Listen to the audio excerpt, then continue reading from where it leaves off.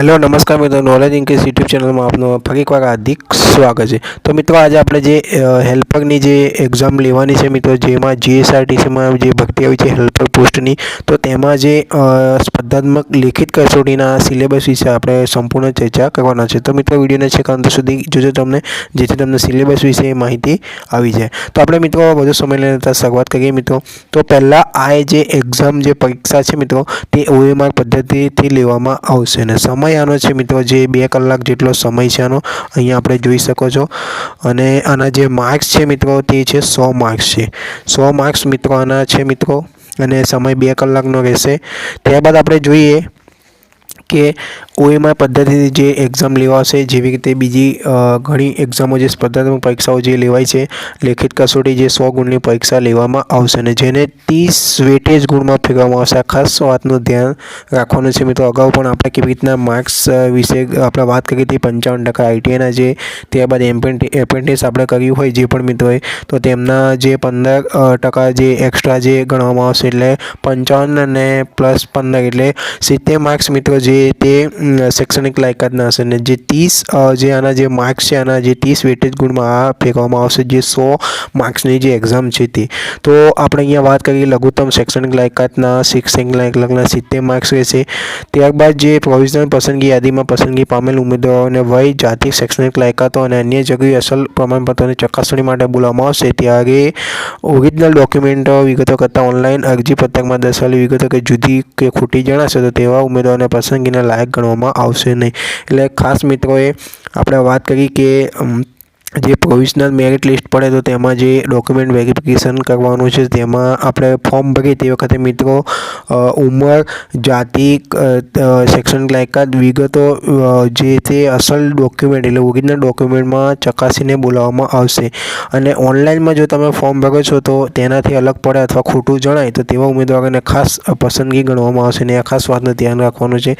ત્યારબાદ આપણે વાત કરી એ રીતે સિલેબસ વિશે વાત કરીશું। તો પહેલાં આપણે જે પણ મિત્રોને આપણે જણાવીએ કે અહીંયા જે અભ્યાસક્રમની વાત કરીએ તો જે સ્ટાન્ડર્ડ 10 એટલે ધોરણ 10 સુધીનો જે સિલેબસ આમાં પૂછવામાં આવશે। એટલે ધોરણ 10 સુધીનું જે સામાન્ય જ્ઞાન એટલે કે જીકે, ત્યારબાદ વાત કરીએ આપણે ગુજરાતનો ઇતિહાસ, ભૂગોળ અને ગુજરાતના વર્તમાન બનાવો। મિત્રો આમાં જે ભારતના ઇતિહાસની વાત નથી કરી, ભારતની ભૂગોળની પણ વાત નહીં કરી, પણ કદાચ સામાન્ય જ્ઞાનમાં જીકેમાં કદાચ પ્રશ્નો પૂછાઈ શકે। તો ગુજરાતનો ઇતિહાસ ખાસ છે, ભૂગોળ ગુજરાતની અને ગુજરાતના વર્તમાન બનાવો એટલે ગુજરાતનું જે કરંટ અફેર આપણે ખાસ વાંચીને જવાનું રહેશે મિત્રો। અને જે આ જે તે ધોરણ 10 કક્ષાનો જે ઇતિહાસ ભૂગોળના લેવલનું હશે। ત્યારબાદ આપણે વાત કરીએ વ્યાકરણ, તો સ્ટાન્ડર્ડ 10 લેવલનું એટલે ધોરણ 10 કક્ષાનો અહીંયા મિત્રો આપણે વાત કરીએ આઈટીઆઈ જે હશે મિત્રો, તો 10 પાસ પર ઘણા મિત્રોએ જે આઈટીઆઈ કરેલી હોય છે, ઘણા મિત્રોએ 12 પાસ પર પણ આઈટીઆઈ કરેલી હોય છે। તો આપણે ગુજરાતી વ્યાકરણ છે અહીંયા તો ધોરણ 10 લેવલનું છે, તો એના 5 માર્ક્સ છે। તો સામાન્ય જ્ઞાન, ઇતિહાસ, ભૂગોળ, ગુજરાતના વર્તમાન આના જે 30 માર્ક્સ હતા, 5 માર્ક ગુજરાતી વ્યાકરણના। ત્યારબાદ ઇંગ્લિશ ગ્રામર જે ધોરણ 10 લેવલનું છે તે મિત્રો 5 માર્ક્સ છે। અને ખાસ વાત કરીએ તો સૌથી વધારે વેટેજ જે છે મિત્રો જે લાયકાતના વિષય વસ્તુને લગતા પ્રશ્નો, એટલે જ કે આપણે વાત કરીએ જીએસઆરટીસીમાં મિત્રો જે તે પોસ્ટ છે, માનો કે હેલ્પરની છે, તો તેના વિષય વસ્તુને લગતા પ્રશ્નો પૂછવામાં આવશે। તો ત્યારબાદ વાત કરીએ કે કોમ્પ્યુટરના ઉપયોગની પાયાની જાણકારીના પ્રશ્નો, તો કોમ્પ્યુટર પણ આમાં પૂછવામાં આવશે 10 માર્ક્સ। તો આપણે વાત કરીએ 30 માર્ક્સ જીકે, ઇતિહાસ, ભૂગોળ, કરંટ અફેર ગુજરાતનું 30 માર્ક્સ, વ્યાકરણ 10 માર્ક, 5 માર્કનું મિત્રો ગુજરાતી, ઇંગ્લિશ વ્યાકરણ 5 માર્ક, 50 માર્ક આપણે વિષય વસ્તુની વાત કરી। ત્યારબાદ કોમ્પ્યુટર છે 10 માર્ક્સનું, એમ કહીને 100 માર્ક્સનું પેપર લેવામાં આવશે। તો આમાં વાત કરીએ હવે આપણે ઓએમઆર પદ્ધતિ સ્પર્ધાત્મક પરીક્ષા લેવામાં આવશે, સમય 2 કલાકની વાત કરીએ તો પાસ થવા માટે મિત્રો 40 માર્ક્સ મેળવવાના રહેશે। ભલે તમારે પેલા શૈક્ષણિક લાયકાતમાં વધુ માર્ક્સ હશે, પણ આમાં જો પાસ તમે નહીં થાઓ તો તમારે આમાં ક્વોલિફાય તમે થઈ નહીં શકો। લઘુત્તમ જે આના 40 માર્ક્સ એટલે કે 40 માર્ક્સ ઉપર તમારે આમાં લાવવાના રહેશે અને આ જે તે માર્ક્સ તમારે 30 વેટેજ ગુણમાં પછી ફેરવવામાં આવશે। 40થી ઓછા ગુણ મેળવેલ ઉમેદવારોને નાપાસ ગણવામાં આવશે।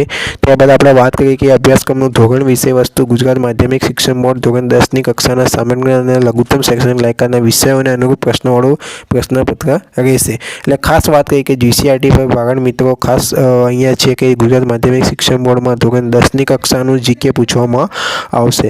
ત્યારબાદ વાત કરીએ પરીક્ષાનું માધ્યમ અંગ્રેજી વ્યાકરણ સિવાયના એટલે અંગ્રેજીના જે પ્રશ્નો પૂછવામાં આવશે જે એની ભાષા છે મિત્રો સંપૂર્ણ ઇંગ્લિશમાં રહેશે. ત્યારબાદ ગુજરાતી વ્યાકરણના પ્રશ્નો ગુજરાતીમાં રહેશે અને પેપર સંપૂર્ણ જે ગુજરાતીમાં રહેશે એના સિવાયનો તો એક પ્રશ્નનો 1 માર્ક રહેશે. ત્યારબાદ વાત કરીએ કે તમે છોડી દીધેલ અથવા તમારો ખોટો માર્ક્સ પડે તો જે તે પરીક્ષાની જેમ 0.25 માર્ક્સ આના માઇનસ કાપવામાં આવશે.